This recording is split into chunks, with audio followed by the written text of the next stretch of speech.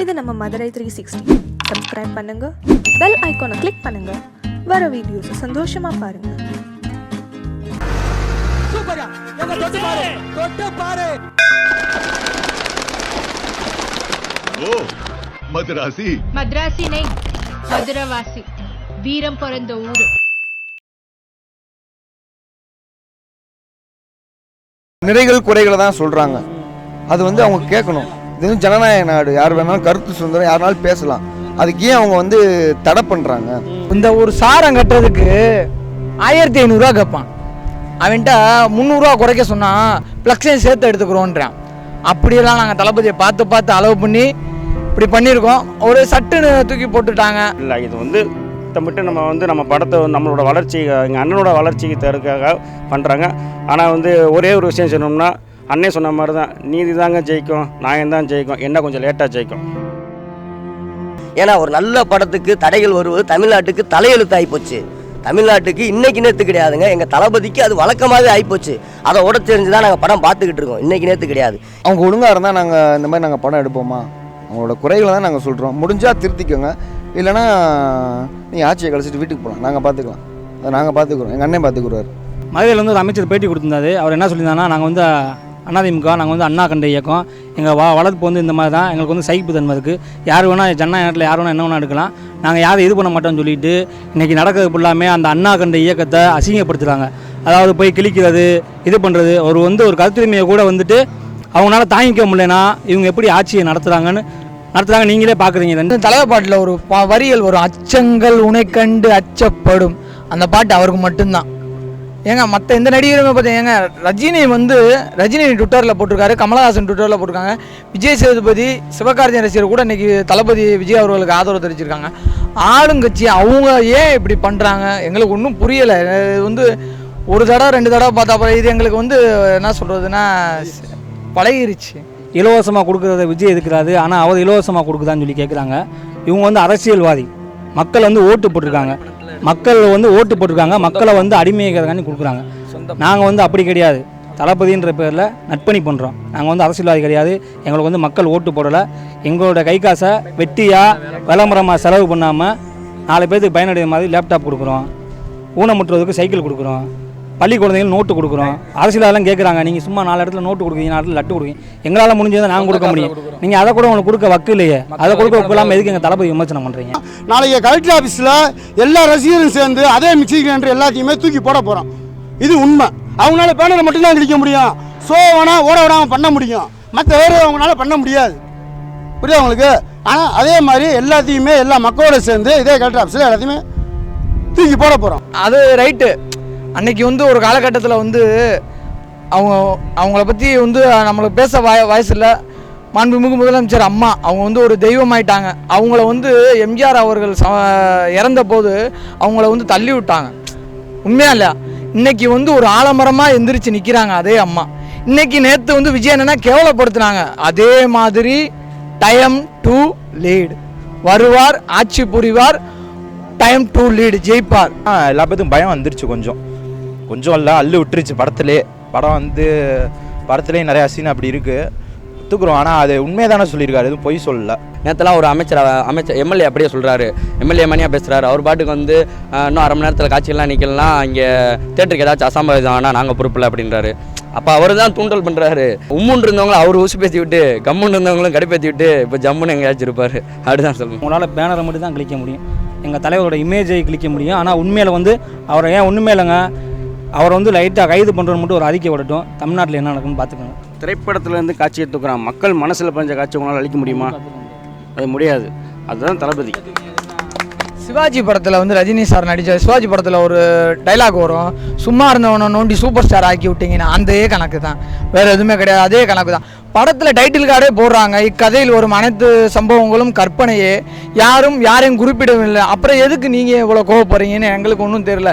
கோகில வழி சொல்கிறாங்களே, அது டிடி தினகரன் சொல்கிறாங்க, அம்மா பேர்லாம் சொல்கிறாங்க. அதே அம்மா பேரில் இபிஎஸ் ஓபிஎஸ் இருக்காங்களே, ஜெயலலிதா பேர் கோகுல வழி சொல்லிட்டு தெரியும். அவங்க பிரச்சனையே தீர்க்க முடியல, மித்தவங்க மேலே குற்றச்சாட்டு வச்சு என்ன பண்ண போகிறாங்க?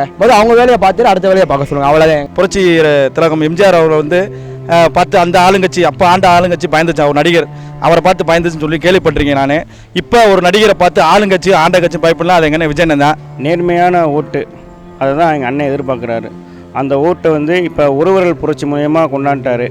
இப்போ அது வந்து விரைவில் வந்து தமிழக மக்களுக்கு வந்து இது ஒரு எடுத்துக்காட்டாக அமைஞ்சிருச்சு.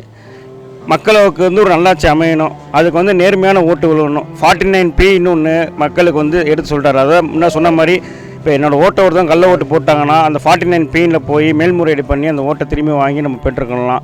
இப்போ இது வந்து இது நாள் வரைக்கும் தெரியாமல் இருந்துச்சு. இப்போ இந்த விஷயத்தை எங்கள் தளபதி மூலியமாக தான் இந்த விஷயம் தெரிஞ்சிருக்கு. ஸோ இது வந்து இது எங்கள் ரசிகர்கள் மட்டும் இல்லை, ஒட்டுமொத்த தமிழ் மக்களுக்கு சேர்த்து தான் அவர் சொல்லியிருக்காரு. விரைவில் தளபதி அவர்கள் நல்லாட்சியில் அமையும். தமிழ் படம் 2 அப்படின்னு சொல்லி ஒரு படம் வந்துச்சு. அதில் வந்து A to Z வந்து ஏடிஎம்கே அவங்கள தான் வந்து ட்ரூல் பண்ணியிருக்காங்க. அதை கேட்கவும் யாரும் இல்லை. இப்போ என்னுடைய குடும்பத்தில் வந்து மொத்தம் 17 ஓட்டு இருக்குன்னா 15 ஓட்டுமே ஏடிஎம்கேக்கு மட்டும்தான் ஓட்டு போடுவாங்க. அவங்க காலகாலமாகவே வந்து எம்ஜிஆரை ரசித்த ஒரு குடும்பம். இனி எப்படி அந்த 15 ஓட்டை நான் போட விடுவேன்? என்றைக்குமே இனி எப்படி அந்த 15 ஓட்டை நான் போட விடுவேன்? பெத்த பிள்ளை முக்கியமா ஏடிஎம்கே முக்கியமானு வீட்டில் கேட்டால் யார் முக்கியம்? நான் தான் முக்கியம் சொல்லுவாங்க. எனக்கு விஜயன் தான் முக்கியம். இனி நான் எப்படி அந்த 15 ஓட்டை அப்படி அப்போ ஒவ்வொரு வீட்லேயுமே 10 ஓட்டு 5 ஓட்டு ஏடிஎம்கேக்கு உழுகும். இனி எப்படி உழுகும்? நீங்கள் எப்படி எங்களை கண்கலங்கிற மாதிரி நடுத்தருவில் நிற்க வச்சிட்டீங்க. சாதாரண உழைப்பு இல்லைங்க, புது சட்டை கூட எடுக்காமல் ஆட்டோ ஒரு வாடகை 50 ரூபாய்க்கு போகணுன்னா அவ்வளோ கேள்வி கேட்பாங்க. அப்படிப்பட்டு கஷ்டப்பட்டு நாங்கள் இந்த மனிதருக்கு ஃப்ளெக்ஸு போஸ்ட்டு அந்தளவுக்கு நாங்கள் பண்ணிக்கிட்டு இருக்கோம். அதை சர்வசாதாரணமாக கிழிச்சு போடுறீங்க. இதுதானா? இதுதான் ஆட்சியா? அவங்க பண்ணா பண்ணிட்டு போடும், நம்ம எதிர்த்து நம்ம போராடணும். இதுக்கு முன்னாடி வந்த படத்தில் பார்த்தீங்கன்னா இலவச மருத்துவத்தை கேட்டோம். இதே படத்தில் நாங்கள் இலவசம் வேணான்னு சொல்லியிருக்கோம். என்னத்த சொல்லியிருக்கோம்? இலவச மருத்துவத்தை கொடுங்க, மக்களுக்கு தேவையான சில விஷயங்களை கொடுங்கன்னு தான் நாங்கள் எங்கள் தளபதி சொல்லியிருக்காரு. அதை தட்டி கேட்குற இந்த அரசாங்கத்தை நாங்கள் வந்து இன்றைக்கு வரைய எந்த ஒரு வன்முறையிலையும் நாங்கள் இறங்க கிடையாது. எங்களை வன்முறையை தூண்டுறாரு தளபதின்னு சொல்கிறாங்க. ஆனால் கம்பல்சரி எங்கள் தளபதி எங்களை நல்வழிப்படுத்துறதுக்கு ஒரு முறையான தலைவனாக, ஒரு தமிழ் தலைவனாக தான் எங்கள்கிட்ட இருந்திருக்காரு. 24/7 அப்படின்ற மாதிரி விஜயனோட இப்போ எங்கிட்ட திரும்பினாலும் விஜயனை தான் பற்றி பேசிகிட்டு இருக்காங்க. இதுக்கு முக்கிய காரணம் அதிமுக ஆளும் கட்சி. அவங்களுக்கு ரொம்ப நன்றியை சொல்லிக்கிறேன். எந்த டயத்தில் எப்போ நாங்கள் பண்ணணுமோ அப்போ பண்ணுவோம். எங்கள் விஜயனை சொல்லி கொடுத்த மாதிரி நாங்கள் அமைதியாக இருப்போம். எங்கள் அமைதிக்கு பின்னாடி மிகப்பெரிய ஒரு பூகம்பம் வெடிக்கும். அது அந்த தருணத்தில் அந்த நேரத்தில் நாங்கள் கண்டிப்பாக வெளிப்படுத்துவோம். இல்லை ரசிகர்ன்ற மாரி இப்போ பொதுவான ஒரு கடமைன்ற மாதிரி எல்லாத்துக்கும் இப்போ வர ஆரம்பிச்சு. இப்போ இங்கே நாங்கள் நிற்கிறோம். ஒரு 100க்கு இப்போ 100 பேர்னா இதில் வந்து 20 பேர் வேறு ஆள் இருக்காங்க, சப்போர்ட்டிங் வந்திருக்காங்க. இப்போ என்னுடைய குடும்பத்தில் வந்து மொத்தம் 17 ஓட்டு இருக்குன்னா 15 ஓட்டுமே ஏடிஎம்கேக்கு மட்டும்தான் ஓட்டு போடுவாங்க. அவங்க காலகாலமாகவே வந்து எம்ஜிஆரை ரசித்த ஒரு குடும்பம். இனி எப்படி அந்த 15 ஓட்டை நான் போட விடுவேன்? என்றைக்குமே இனி எப்படி அந்த 15 ஓட்டை நான் போட விடுவேன்? பெத்த பிள்ளை முக்கியமா ஏடிஎம்கே முக்கியமானு வீட்டில் கேட்டால் யார் முக்கியம்? நான் தான் முக்கியம் சொல்லுவாங்க. எனக்கு விஜயன் தான் முக்கியம். இனி நான் எப்படி அந்த 15 ஓட்டை அப்படி அப்போ ஒவ்வொரு வீட்லேயுமே 10 ஓட்டு 5 ஓட்டு ஏடிஎம்கேக்கு உழுகும். இனி எப்படி உழுகும்? நீங்கள் எப்படி எங்களை கண்கலங்கிற மாதிரி நடுத்தருவில் நிற்க வச்சிட்டீங்க. சாதாரண உழைப்பு இல்லைங்க, புது சட்டை கூட எடுக்காமல் ஆட்டோ ஒரு வாடகை 50 ரூபாய்க்கு போகணுன்னா அவ்வளோ கேள்வி கேட்பாங்க. அப்படிப்பட்டு கஷ்டப்பட்டு நாங்கள் இந்த மனிதருக்கு ஃப்ளெக்ஸு போஸ்ட்டு அந்தளவுக்கு நாங்கள் பண்ணிக்கிட்டு இருக்கோம். அதை சர்வசாதாரணமாக கிழிச்சு போடுறீங்க. இதுதானா? இதுதான் ஆட்சியா? அடுத்து நாங்கள் எப்படி நம்பப்படும்? இப்போ 1 கோடி விஜய் ரசிகர் இருக்காங்கன்னா அதில் 50 லட்சம் ஓட்டு ஏடிஎம்கேக்கு நாங்கள் போடுவோம். இனி எப்படி போடுவோம்? 2011 ஏடிஎம்கேக்கு வந்து நாங்கள் தான் ஆதரவு கொடுத்தோம். விஜய் அவர்கள் சொன்னன்ற ஒரு காரணத்துக்காக எங்கள் கொடியும் தூக்கிட்டு ஏடிஎம்கே கொடியும் சேர்த்து தூக்கிட்டு போய் அதே கொடி அந்த ஒரு ஆட்சிக்காக நாங்களும் சேர்ந்து போகிறாங்க. இன்றைக்கி அதே ஆட்சி வந்து எங்களை வந்து இப்படி அசிங்கப்படுத்துது.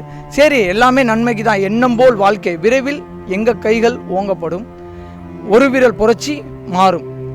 வாழ்க விஜயனே, வளர்க அவ்வளோ, என்றும் அவரை விட்டு கொடுக்க மாட்டோம்.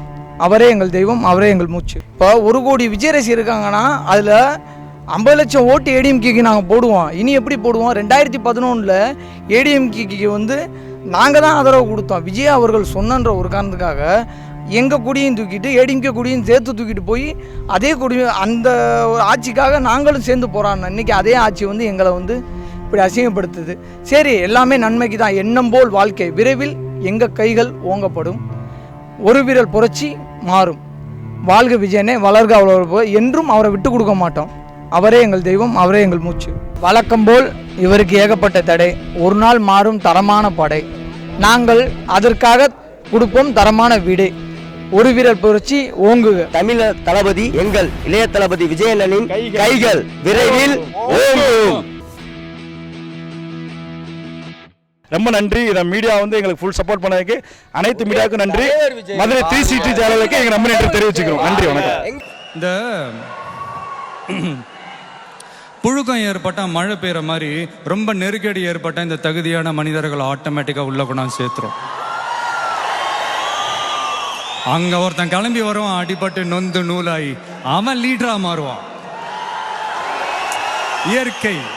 இயற்கையானது, ஒன்றும் பண்ண முடியாது. அவனுக்கு கீழே நடக்கும் பாருங்க ஒரு சர்க்கார்.